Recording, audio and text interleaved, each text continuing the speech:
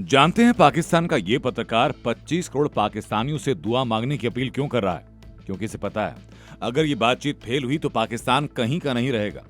क्योंकि बातचीत का नतीजा बताएगा कि आईएमएफ से पाकिस्तान को लोन मिलेगा या नहीं। अगर बातचीत होती है तो अमेरिका सऊदी से उधार में तेल दिलवा सकता है। इसके अलावा पाकिस्तान यूएई का कर्ज चुकाने की मोहलत मांग सकता है। वैसे पाकिस्तानी पत्रकारों का कहना है कि ट्रंप को खुश करने के चक्कर में शहबाज शरीफ ने पूरा गुड़ गोबर कर दिया और इसी के चलते ईरान ने इस्लामाबाद आने से इनकार कर दिया। यकीनन नहीं है। आखिर शहबाज चेले भी तो हैं डोनाल्ड ट्रंप के, जो खुद 8 युद्ध रुकवाने के हवाई दावे करते रहे हैं। अली खामनेई की मौत के 40 दिन होने पर जब पूरा ईरान सड़कों पर था, तभी उनके बेटे और ईरान के नए सुप्रीम लीडर मोज्तबा खामनेई का एक संदेश ईरान के टीवी पर देश के नाम आया। मोज्तबा इस बार भी सामने नहीं आए, बल्कि उनका लिखित संदेश आया जिसे टीवी पर पढ़ा गया। इस संदेश में मोज्तबा ने कहा, हम युद्ध नहीं चाहते थे, अब भी नहीं चाहते, लेकिन हम किसी भी हालात में अपने वैध अधिकारों को नहीं छोड़ेंगे। हम इस युद्ध में हुए हर नुकसान का मुआवजा लेकर रहेंगे। स्ट्रेट ऑफ हॉर्मुज के प्रबंधन को हम नए चरण में लेकर जाएंगे। हम उन दुश्मनों को नहीं छोड़ेंगे जिन्होंने हमारे देश पर हमला किया। हम शहीदों के खून का बदला जरूर लेंगे, खासकर बच्चों और निर्दोषों का। युद्ध विराम के बावजूद ईरान की आवाम सड़कों पर अपनी आवाज बुलंद रखे।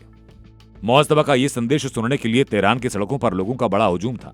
लेकिन इन सब के बीच मोज्तबा की मौजूदगी को लेकर सवाल ये कि अगर वो स्वस्थ हैं तो खुद टीवी पर आकर संदेश क्यों नहीं पढ़ रहे? आखिर बार बार उनका लिखित संदेश क्यों सामने आ रहा है? सवाल ये भी क्या दुनिया का सामना अब ऐसे घोस्ट लीडर से हो रहा है जो सिर्फ कागजों पर दिख रहा है? मिडिल ईस्ट की जंग का सेंटर पॉइंट इस वक्त लेबनान बना है। अपनी सीमाओं की सुरक्षा का हवाला देते हुए इजराइल हिजबुल्लाह को जड़ से मिटाने के लिए ताबड़तोड़ हमले कर रहा है। आसमान के साथ जमीनी ऑपरेशंस को अंजाम दिया जा रहा है।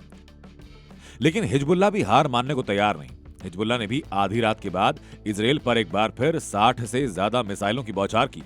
हिजबुल्लाह ने उत्तरी इजराइल के इलाकों में इतना बारूद बरसाया कि वहां तबाही मच गई।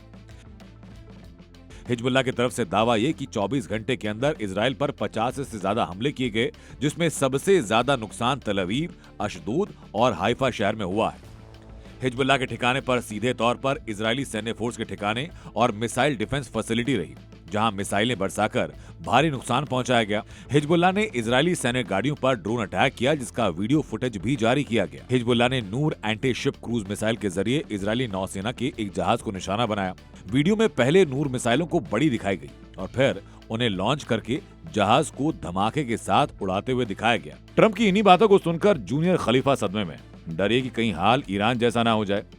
ट्रंप बार बार नेटो से बाहर जाने की धमकी दे रहे हैं, लेकिन असली वजह ईरान जंग नहीं बल्कि तुर्की है। जिस दिन ऐसा हुआ उसी दिन से तुर्की पर इजराइल के हमले का काउंटडाउन शुरू हो जाएगा, क्योंकि इजराइल तुर्की को ईरान जैसा बताकर अपने मंसूबे साफ कर चुका है।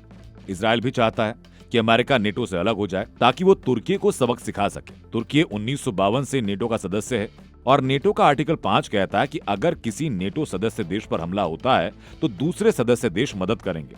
अगर अमेरिका नेटो से बाहर हो गया तो फिर अमेरिका तुर्की की मदद करने के लिए बाध्यकारी नहीं होगा। एर्दोगान लगातार खुद को दुनिया का नया खलीफा साबित करने में जुटे हैं। अमेरिकी विशेषज्ञों ने चेताया कि तुर्की को काबू करना जरूरी है और इसलिए माना जा रहा है कि अगर अमेरिका नेटो से हटा तो ईरान के बाद इजराइल तुर्की का अगला टारगेट होगा।